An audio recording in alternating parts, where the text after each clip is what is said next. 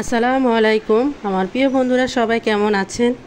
আশা করি যে যেখানে আছেন সুস্থ আছেন, ভালো আছেন। তসলিম আরা চ্যানেল থেকে সবাইকে জানাই স্বাগত। দেশ ও দেশের বাইরে যারা আমার চ্যানেলটিকে দেখতেছেন তাদেরকে অসংখ্য ধন্যবাদ জানাই। প্রতিদিনের মতন একটি ব্লগ ভিডিও শেয়ার করতেছি, আশা করি আমার প্রিয় বন্ধুদের ভালো লাগবে। যদি ভালো লাগে চ্যানেলটিকে সাবস্ক্রাইব করে পাশে থাকবে। এটা হচ্ছে আমার ভাগনা, বড় বোনের ছেলে, সবাই মিলে এই যে তারা গাজীপুরের থেকে রওনা হলো ফেনীর উদ্দেশ্যে আর হচ্ছে নোয়াখালীর উদ্দেশ্যে যাচ্ছে। তারপরে সাবধান করলাম যে তোমরা খাবারগুলো হয়তো সেনাবাহিনীর কাছে তোমরা বেশি দূরে যেও না, কেননা পানির স্রোত যতই সাঁতার কাটো না কেন পানির স্রোতে কিন্তু এখন একজন ভাইয়া কিন্তু এর আগে মারা গেছে। তা সবাই দোয়া করবেন তাড়াতাড়ি যেন এই বন্যা তাড়াতাড়ি যেন শেষ হয়ে যায়, এরকম ভয়াবহ বন্যা যেন কখনো হয় না।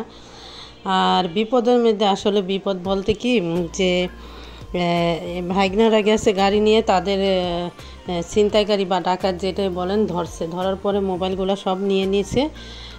নেওয়ার পরে 3 দিন তাদের সাথে যোগাযোগ ছিল না। দেখেন কি অবস্থা, তাহলে মনে করেন বাসায় খাওয়া দাওয়া সব মানে একদম খারাপ অবস্থা। চিন্তায় 3 দিন তারা মনে করেন একটা মোবাইল দিয়ে শুধু বলতে পারছে যে আমাকে ছিনতাইকারী ধরছে, তোমরা চিন্তা করো না, আমরা আসতেছি, এই কথা বলে আর তাদের কোনো খবর নেই।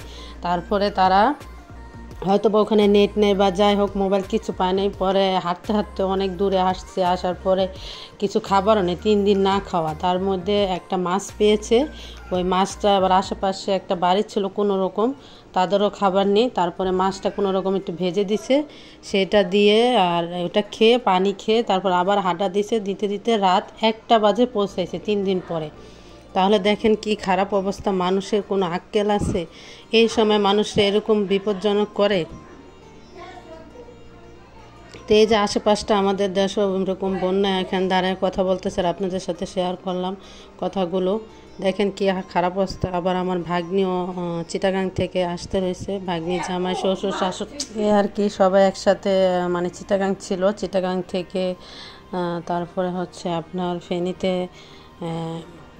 মানে গাড়ি দিয়ে আসতেছিল, বাস দিয়ে। তারপরে এসে দেখে কি আপনার মাজা সমানো পানি আর রোডে, এখন আর এদিকেও আসতে পারে না ওদিকেও যেতে পারে না। পরে সারা রাত ওখানে বসেছিল, আর কি করবে, কাপড় চোপড় ভিজা, বাসে অর্ধেকের মতন পানি এসে পড়েছে। পরে লাস্টে তারা আবার ফেরত গিয়েছে, যাওয়ার পরে তারপরে আবার মানে ওখান থেকে আবার হচ্ছে আপনার প্লেন দিয়ে তারপরে তাদের আসতে হয়েছে ঢাকায়। ঢাকায় আবার তার জরুরি কাজ ছিল বলতে ফর্ম মানে ভার্সিটিতে পরে, তো ওখানে তাদের ডাকা হয়েছে সেই জন্য। তাই দেখেন কতটা ভয়াবহ অবস্থা। সবাই দোয়া করবেন বন্যা যে এরকম ভয়াবহ বন্যা যার কখনো না দেখি। আল্লাহ হাফেজ, আসসালামু আলাইকুম।